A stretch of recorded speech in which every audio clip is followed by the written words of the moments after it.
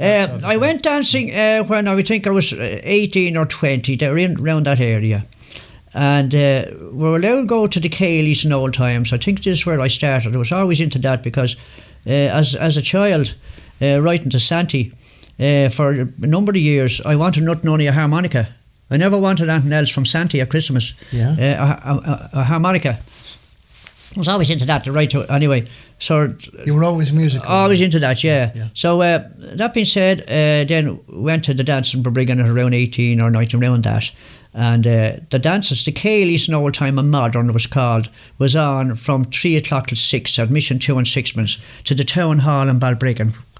And there on the square of Balbriggan, the town hall from 3, and we used to go on our bicycles down there. We used to leave the bicycles in McAnally's yard, which was a yard up where the funeral parlour is today. And the reason for that was you couldn't leave them down the town because some other lads, everybody having no money or nothing, you were going to lift a bike or take a bike, you know. Yeah. And we left them in McAnally's yard and tied them all together and all that. So we walked down the town and into the thing. So we were there, and in the hall at the time was, I don't think it's the case today, a good while since I was in them, but the boys was all on one side of the hall and the girls on the other. And we'd all walk in, we'd all forward and we'd be talking all next thing, and the ladies' choice would come. A lot of us would see a lassie coming over, maybe that we knew couldn't even hardly walk, never mind dance, so we'd run for the cloakroom to get clear of her, because we could see her eyes, we were focused on her. She's coming for me, she's coming for you. We'll get there, we're here. So that was sort of thing. We had a great laugh about that too. So what about when it was the men's choice?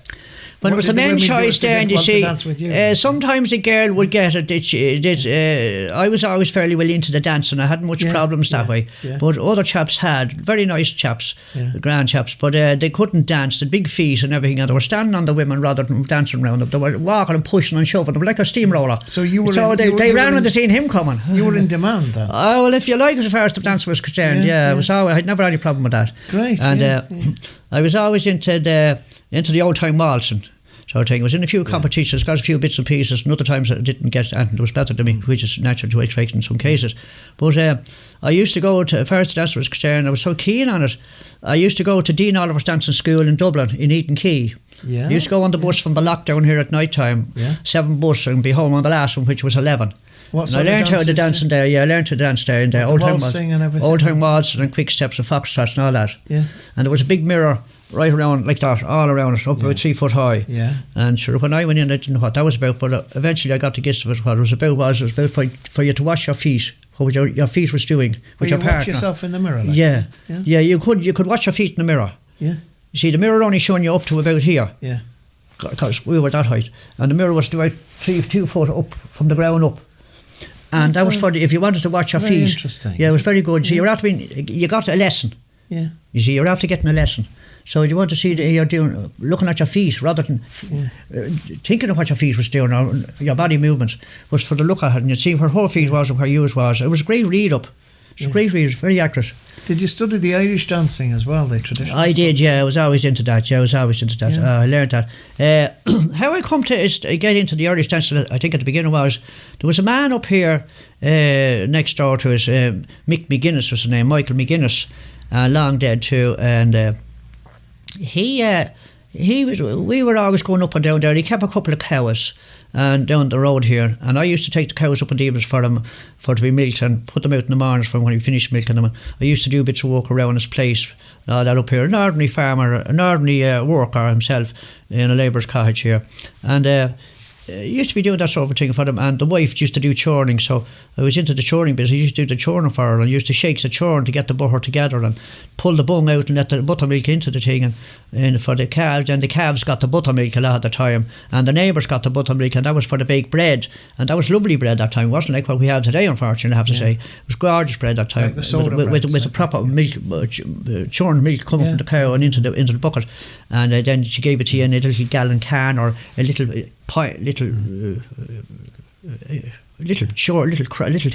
a little can or a little pot ran, whatever you wanted in, you went up to where you got it, and it was threepence or twopence for the little things to do you the week, sort of thing, bake bread. What sort of a churn was it? It was a tumble churn, wooden tumble churn, tumble churn, yeah. Like a barrel, like? With a handle on it, I had the photographs on the inside on one of the things, and I was one of them. So he had a gramophone, and he used to be very fond of the Irish music himself and all records.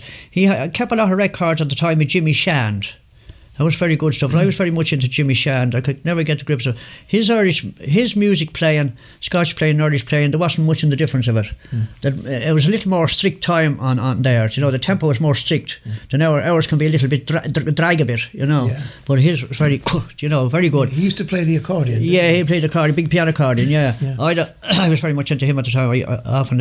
How did you learn to play the accordion? Well, first of all, about the Mick Ginson, he had the gramophone. And he had a lot of records above, and he had a concrete floor in the house. And he used to pull back the chairs. Some of their own children was there, 3 girls or whatever. And myself and 1 or 2 more used to go up, and you'd have to be invited in to listen to it. You couldn't walk in and say, I want to hear the radio, or will you turn it on the gramophone. Yeah. So he'd have the gramophone on, and we'd hear it going up the road, and we'd knock on the door. Come on in. In we go it. And there'd be a reel on it, or a jig, or a hornpipe. And his own children was fairly much into that. They were at it regularly. They were very good. And I started me off it, and I got into it.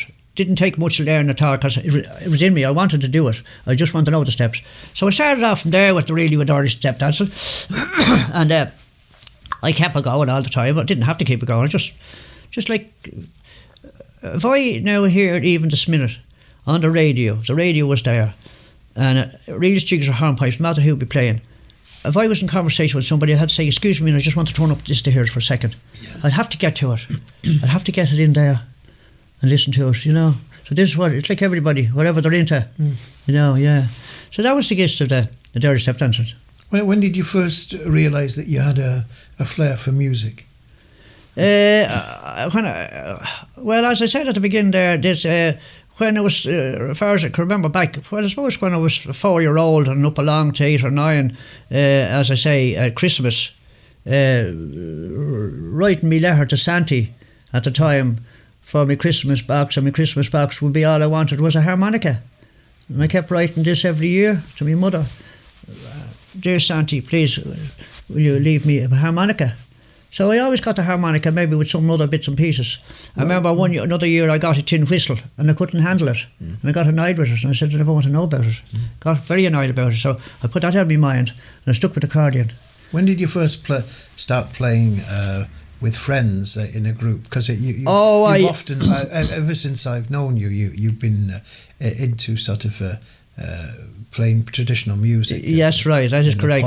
That is correct. That sort of thing. The first time when I started playing I was playing for people was, I was 20 years of age or thereabouts, 25 maybe, and I was working for a steel construction crowd by the name of Kelly's Portlaoise. They erected hay barns all over the country, and I got involved with them and went to serve my time with them for a year or so, and then I went out on my own. And everywhere we went, I brought my accordion with me, myself and my helper. Now, at that time, there was no car again. We were travelling by bus. We'd be working maybe in Galway, and we'd get the bus of a Sunday evening or Monday morning. We'd go on down to Galway and we'd start working, and we'd stay there till Friday, or so we stayed there till Saturday and get the bus home. We'd just dash home back for the weekend. But when I'd be in any of these places, the first thing I'd do when we'd land, we'd be told where we're sleeping in this room or whatever, and in you'd go. And I'd find out when I get to say, like a cup of tea or whatever, yeah. So I said, any music around the area, or a bit of a dance at night here around where a man could go. So, oh yes, there's a Kaylee up here every Thursday night up the town here in the town hall, and it's this, that, the other. Why do you dance? Oh, we do. Well, we play as well. Oh, do you? What do you play? Play the accordion. Oh God, and have you it with you? I have. Above under the bed, in the bag. So God, we'd love to hear that. So maybe you play a tune tonight for us. So got it anyway. Came tonight, got her wash, finished her work, got her wash and all, and got the accordion out. And I thought that we were some big group or something. The other chap wasn't playing. He used to sing a bit all right, but I thought we were some group or other, because when it came to, we started off at 8 o'clock or 8:30, but when it came to 9:30 or 10, the bloody house was full. All the neighbours from all around got to know about it. One shouted at the other, went up on the bicycle, no phones much at the time, got up on the bloody bicycle, ran up the road and said, hey Mary, come on down, there's a man down here that's going to put up the shed and he has an accordion. Oh shit, oh God, tell Teresa, we're all going down. Oh, bloody house was full with a whole lot of them. Next thing, the tea and sandwiches was out. So that's how it all started. I done that in a lot of places that I worked. And I carried that with me all over the place. Yeah. So you had great pleasure from this. Yes, I had always was into that, that. And while I mightn't be playing much now as such at the moment, but the accordion's up there in the press. And if Kevin said to me, I want you Wednesday night, I want you Thursday night, if I was available and nothing on, I'd say, yeah, certainly, I'll be into you. Bring someone with you. As he knows himself, I'd be there. Yeah, I'd be there. Always rely on Barney. Yeah, and no matter who I'm playing with, I always like nowadays see the younger people playing themselves. I like to to look at and do MC or whatever, set up the mic business and all that. But someone would say, Barney, you're not going to play a tune yourself. Well, so they're great, so they're flying, so I'm enjoying listening to them. So you're more. So I'd be forced to take the accordion there with the bag under the stage, says, where I'd have it hid, and I'd have to take it out and sort of sit on the chair and play a couple of tunes, so the place would come down. But that'd be it. I'd still have to draw you out to play, because we know you can play. You're not a great player, but we like what you do. That's the best way you put that. You're not a great player, but we like what you do. Very important. Yeah. I've seen you playing. It's like a wooden thing, and it's black, like an ebony and you're tapping it with the sticks. It's like some sort of a... yeah, that's called that. What's that called? That is called the Gallo Glass Cayley band. Always had that, and other bands as well, Cayley bands. That's the cowbells, they call it. Yeah. I don't use the bell now as such. It makes a lot of noise. You have to be in a hall, but for ordinary clubs or small pubs and bars where we'd normally be, it'd be too loud. But the stick is a piece of timber. It's hollow on one side and it's solid on the other side. That gives you two notes, two different sounds. This, when you understand it, like naturally I do, when the music rises, the tempo goes up or goes down, I control it with that. When it suits to hit it on the hollow side, and then when it suits to hit it on the other side. Is it a bit like conducting? Yeah, it is, yeah. And the musicians love it because, you see, we all know what we're doing and knows the time of the tune we're playing, whether it's fast or slow, whichever it may be. Yeah. We all know each other, and the musicians always loves the sticks. They always love the sticks. It says, Barney, you start off with the sticks, and I start off with the sticks, and the Gallo Glass always started off with the sticks, and they started off with one stick, 1, 2, 3. Heard me at that often. Yeah, that is it. That goes down a bomb. That's great. Yeah. That gets the lads ready. They're ready for you. Yeah. On the fourth belt, which you don't hit the fourth, but the three once the three goes, they're into it with the music. Yeah. Great job. Yeah. So I've often wondered about that instrument. Yeah, the timber of that is American ash. Oh yeah. Yeah, I was told from them that Sound Shop and Draw that's into it a big way. Yeah. They told me that's where it comes from, and they wouldn't have loads of them now. They'd have just a certain amount because there wouldn't be many into it today like there was long ago. Yeah. So the Gallo Glass Cayley band had it. You hear them now if you listen to the Gallo Glass present day records or otherwise or in live. You'll hear that. If you listen close enough, if you want to hear about it, you'll hear, Janie, that's like the blooming thing Barney just be at. You know, So this is it. That is it. Yeah, same thing. That's what I first heard it with the. Then you have a snare drum beside it as well. Yeah. On the stand, the snare drum, it's on a side like that for you to hit. You know, hitting it that way. See, and that's a snare drum. You go from one to the other. Now, what I do is, I have that on the thing, and I go sometimes if it suits. I go on to the table. Yeah. To the drinkers on. If the table is right, the material on, I'll test that when I go in to see will I get the right sound off the top of the table, and I'll go from the table to it. You mean a table could have a note in it? Yeah, it'll have a nice sound in it with the sticks. The sticks will hop back off it. Yeah. They must hop back off it. Yeah. So I'm not labouring with the sticks. Yeah. So sort of like putting the bloody sticks in gear, and I'm only holding them. You know, sort of thing. Yeah, great. So that was it, and. We were talking there earlier on too about you asked me there about footwear. There was a man in Lusk that I work with, much older than me, but he was a horseman in Lusk, ploughman, a horseman, and a very good one. Kit Russell was his name from Lusk, there on the old post office road. And I was going to Rush one Sunday afternoon, and I was going to the pictures, or going to some circus or something. And I was after getting a new pair of sandals, which was, you get a new pair, I think, once a year or something at the time. I think my wages was about £3 a week. I think I'm fairly right in that. That'd be in the early 50s. And I stopped anyway. He was outside at a little butty wall outside his house, and he was talking to some friends. And I pulled up, and I wanted them to see the shoes, and I was delighted about the shoes myself, you see, and I was hoping he'd see the shoes. So he did see the shoes. The one that I was sitting on the saddle of the bike, and the other resting my foot on the wall to balance myself. So kid seeing the shoes anyway, and he says, Benny, he says, them is a lovely pair of sandals you have. Where did you get that? I said, I got them this week, Christy. God, Benny, he says, a very unusual sandal, he says. Why, Christy? Well, he says, when I was a Goston, he says, like yourself, he says, the bought shoes to keep out the rain. Now, as I said, they're making them to let it in. I thought it was very good myself, personally. I remember that one very well. That one stands out in my mind. Yeah. Yeah. Yeah. Your feet used to take some washing in those days as well. Pardon? Do you remember having to wash your feet in the bowl? Because your feet would be so dirty before you go to bed. If you were going around your bare feet. Yeah. Well, I think a lot of the time I got into bed the way there was. I'm not sure. I think I did anyway. I mean, mother wasn't much past put on smell at the time because you were in an old attached house and like there was a bit of a smell. But I remember the bowl of water all right too. But there was a better one again down the back of the house here. There was at the bottom of the little field. There was a running water. It was fairly clear water. It was running nearly 10 months of the year, sort of thing. It was a ditch that didn't dry up, as a lot of farm people would know, country people would know, that sometimes ditches dry us up in the summertime of the year. They don't carry any water because there's no water to carry. And they dry up and they fill up down with old mud and dirt. Just the trouble with the block up then, and when water does come, it spills over the field and over the road. But however, we used to walk down the field, which was only a couple of 100 yards down across, and myself and my other neighbour up the road here, we used to go down to wash our feet, and at any time of the day in the good weather, we'd sit inside the bike and we'd let the water be about 6 or 8 inches deep in the ditch, clear as crystal. And we used to put our feet down into the water and leave our feet in the water maybe for half an hour talking and smoking a butt of a cigarette that we might have got somewhere, but not off our parents. Yeah, and that's where we'd be at the side of the bank in the sun. Yeah. And that was it. And then the feet then you put on your, actually we did in our bare feet, walk up across the field, dry our feet in the grass. To be a good bit of grass knocking about in some fields, and we dry our feet in the grass, just drag them along and wash them and all to that. And our feet was as clean as could be. That was done a lot of the time, all right, yeah. But, how old were you when you had your first cigarette now? Can you remember? I do. I wasn't allowed to smoke cigarettes officially until I was 18. But I was smoking behind the times, but in the house, under my parents' side, no. I was 18 when I got to go ahead to have a smoke.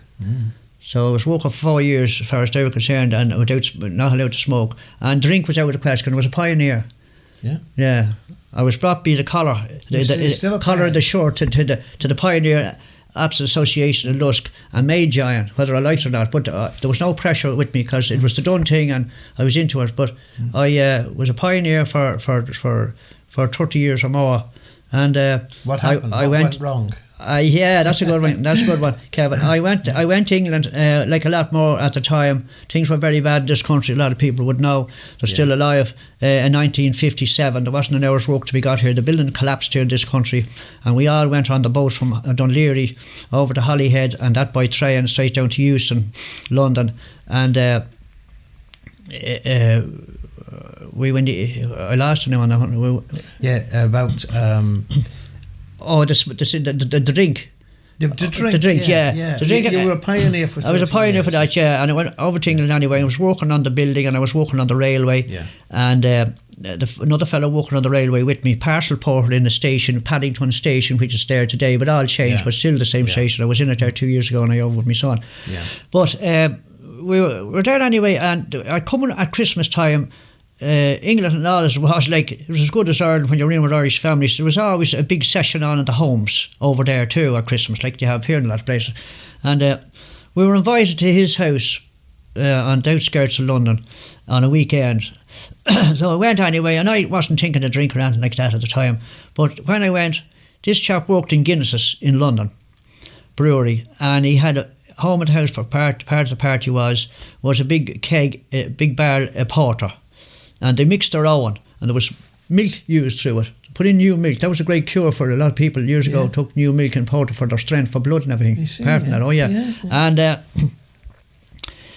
he says to come, so we went anyway. 2 of us went on the tube train out, about 20 minutes travelling time and out, and into the house, and 9 o'clock at night, party going on. Next thing was cup of tea, everything else, and the big barrel was out in another little room, and you went out to that, and you were filled up with a big mug, no glass around, just a mug, big mug, and a full of porter, black porter. And God, I says, I don't know, but yeah, yes, Barney, take a look at that, it'll do you good, it'll put a cheek in your face, or put a blush in your face, blush in your cheek, or whatever. And God, I got it anyway, and because it was like cream, because it was mixed with milk, and I got to like it. And it went on from there then, and thereafter, not so much in England. I used to go to the odd pub, but when I came home then, I sort of fell in line with that again, and going out here then, done it. And then when I was into me music, you see, we were playing in pubs, and I think this is what it escalated along the line. I was playing music in pubs then, and you see, you were surrounded with drink. Your friends who was playing with you was drinking and all, so Barney drinks, so we all drank. So that's how it started off. But it did start in London in 1957. We went in January 57, or in February 57. So it was in 57 I started to drink. And that was the drinking end of it. When did you start going out with the women? With the women, when I went to the dance in Balbriggan there at the beginning, earlier on, I seen this girl in the hall and where they were standing all across. So I sort of liked her to look at. And I said, God, I'll go over and chance her to the mates I was with. Everybody was laughing, we're all laughing. So I'm sure she was confused. I could see all the lads laughing and shouting over her. I was walking across the floor, I said, go ahead, Barney, keep going. Don't come back. I went across anyway. And over to, I said, excuse me, can I have this dance, please? No, she said, yeah, I don't mind. So we got out anyway, and what sort of dance it was, but it was a quick step of what it was, but we got out anyway and was dancing around. And the dances that time was fast and furious, as the saying goes. You'd only do about 4, 5 or 6 rounds in the hall, and the dance would be finishing. To be in one encore, maybe a couple of laps. Every 2 or 3 minutes, play the tune to stop, like naturally, they run out of the tune, start another tune. So away you go. So anyway, I said, thanks very much, that's grand. So I'll see you later on. I said, I don't care. So I didn't put much pressure on her. I said, I'll go out with another one. Out it goes for another one and another one. So we're all going ahead well. So God says, I was coming near the end of the night. I better go over and see this one, see what she's made of, because maybe she's something else in her head, and I've something in my head. I want to get it out of her for to go home if I can. So I went over to her anyway. She said, what about it? Yeah. So I was out dancing with her anyway, grand, and I said, where are you from? She says, I'm from Balconan. Oh, I know it well. So that's not far from us in the Man of War. No, she. So what way are you travelling? On the bike, she says. So they were all on bikes. There was 3 or 4 girls on bikes coming the same way. So got anyways moonlight night. So were you on a bike as well? I was on a bike as well. Yeah. So I got on the bike, and up we goes, and up to the house, and it's now 12 o'clock. And I think I gave her a kiss. That's all you're allowed to do them times. Nowadays they're up to every development. But whatever. Gave her the kiss anyway, and hoping she'd say about it. So the next thing was, I was away in the H-Head, so I come back then the following week, and we met again. So we got going. So we were together anyway, I think, for a year and a half, and we got engaged. And after another year and a half or there, we got married. And then, obviously, then we were a family. Yeah. But I never... This is the wife you have here at the moment? My present wife now, I get present wife at the moment. Well, I say... Yes, I think I carried on the crossbar once or twice. I'll never forget, we're coming up through the hills, there was hell of a push, and you want a steam engine, the push. But God, it was desperate. And she I was out of wind, and I was only 25, I was out of wind pushing her. You were pushing her up? I was pushing her up on the bike on the crossbar that time, yeah. There wasn't... Well, you'd have the crossbar, you'd be able to talk to her. You wouldn't have her behind you, because you wouldn't know what she'd be at. She was behind you on the carrier, you know. So anyway... I doubt she'd be satisfied with the crossbar. Well, you had to have short legs too that time when you had the carrier on your bike, because if you had long legs, you see, your legs would drag on the road. And it put hell pressure on the lad to be peddling. Yeah. So you had to make sure her legs wasn't too long. Yeah. And that was the deal. That's when you put her on the crossbar there. If her legs were anyway long, you'd have to get her up on the crossbar because her legs hang down on one side of the bar. How would she balance on the? Oh, she'd balance all right. She'd balance herself all right. And then you'd have a hand each side of her. On the handlebars. Yeah. So she couldn't fall after her back. Yeah. We made sure that she wouldn't fall. So it was a great excuse for getting old. Yeah, exactly. Yeah. So that was it. That was the dancing part. But all that. Yeah, so great times.